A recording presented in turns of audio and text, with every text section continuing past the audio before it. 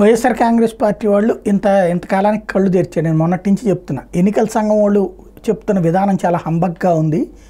ఇప్పుడు నాది రీకౌంటింగ్ అని అడిగినప్పుడు నాకు అనుమానం ఉంది అన్నప్పుడు రీకౌంటింగ్ చేయాలా లేదా అక్కడ కౌంటింగ్ అవసరం లేదు, అనుమానాన్ని నివృత్తి చేయడం ఈవీఎం మీద, అట్లాంటప్పుడు దానికి ఏం ప్రొసీజర్ ఉండాలా?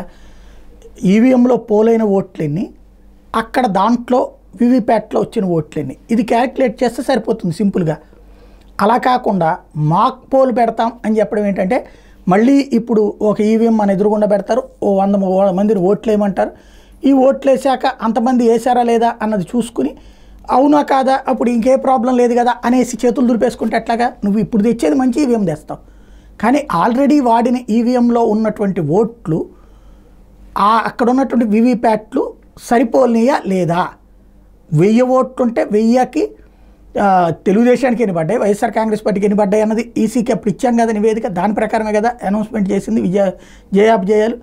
అంతే వివిప్యాట్లు ఉన్నాయా లేదా, అదే పార్టీల గుర్తులతో ఉన్నాయా లేదా అని చెక్ చేస్తే సింపుల్గా అయిపోతుంది.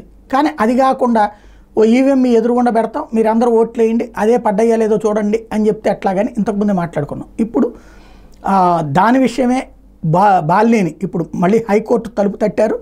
ఎన్నికల సంఘం మీద న్యాయ పోరాటానికి రంగం సిద్ధం చేసుకున్నారు.